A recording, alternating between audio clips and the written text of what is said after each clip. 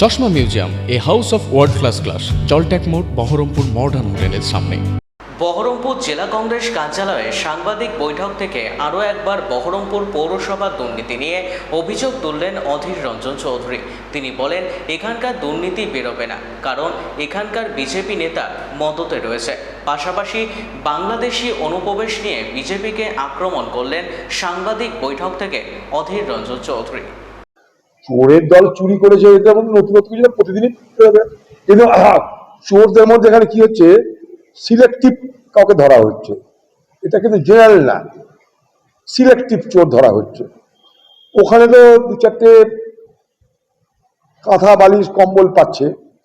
আমি বলছি বহরমপুর মিউনিসিপ্যালিটির কথা বলছি, মুর্শিদাবাদের ক্ষেত্রে কিন্তু কোথাও কিছু হচ্ছে না।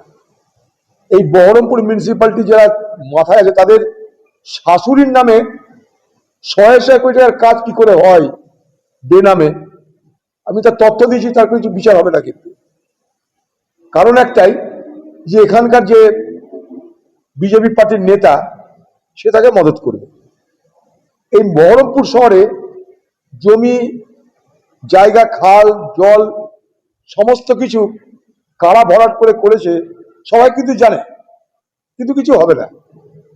তো সেই জন্যে আজকের প্রশাসন বা আজকের বিজেপি পার্টি যে লক্ষ্যটা, সেটা কিন্তু খুব টার্গেটেড, সিলেক্টিভ, সকলের জন্য না। যারা যারা আত্মসমর্পণ করবে না তাদের জন্য। আত্মসমর্পণ করলে সব ঠিক হয়ে যাবে সঙ্গে সঙ্গে। যারা এমএলএ জয়েন করলো 80 জন, 80 জনের মধ্যে 60 জন, যারা এমপি 20 জন, তাদের বিরুদ্ধে কোনো অভিযোগ নেই।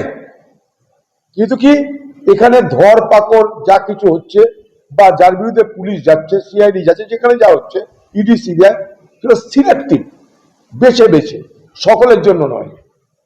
অর্থাৎ পক্ষপাতিত্ব হচ্ছে, এখানেও পক্ষপাতিত্ব। সরকার চোর ধরতেও পক্ষপাতিত্ব করছে, সরকার অপরাধী ধরতেও পক্ষপাতিত্ব করছে।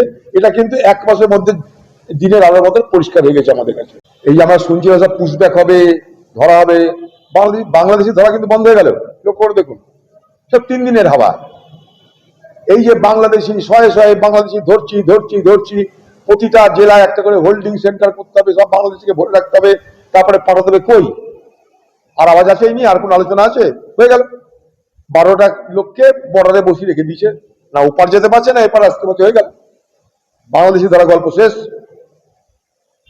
বিজেপির সঙ্গে, অর্থাৎ বাংলাদেশের ফৌজ, ভারতবর্ষের ফৌজের সঙ্গে তো দিল্লিতে আলোচনা হলো 3 দিন ধরে। কি ফয়সালা হলো? সেখানে বাংলাদেশের সরকার বলল যে আমরা নিতে পারবো না, হয়ে গেল গল্প। কি কোথায় পাঠাবে কাকে? কোথায় পাঠিয়েছে? তো ফালতু গল্প সব।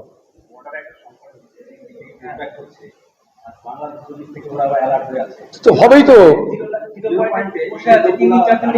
বলে বোঝো এবার কি ব্যবস্থা করছে।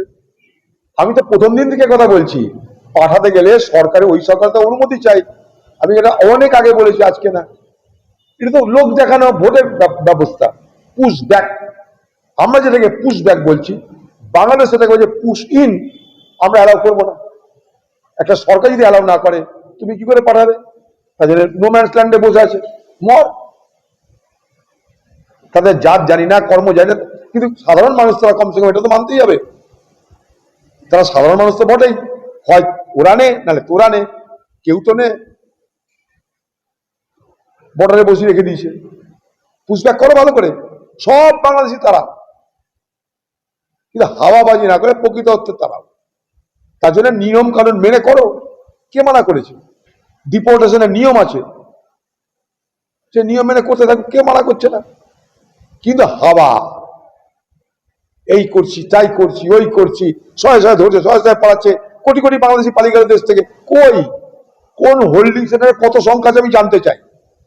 পশ্চিমবঙ্গে বলা হলো প্রত্যেকটা জেলা একটা করে হোল্ডিং সেন্টার করাবে। আজকে রেকর্ডে কটা জেলায় হোল্ডিং সেন্টার হয়েছে যারা সরকার? 1। কত সেখানটাই লোক বন্দী আছে, কত বাংলাদেশকে ধরা হয়েছে, তাদের তথ্য প্রমাণ কি প্রমাণ হয়েছে তারা বাংলাদেশের? যদি বাংলাদেশের হয়, তাহলে ডিপোর্টেশন করার জন্য কত বাংলাদেশের সরকারকে, কজন পাঠানোর জন্য ভারত সরকার তাদেরকে দাবি করেছে বলুন। এবার গল্প হচ্ছে এখানটা, বেকার কিছু।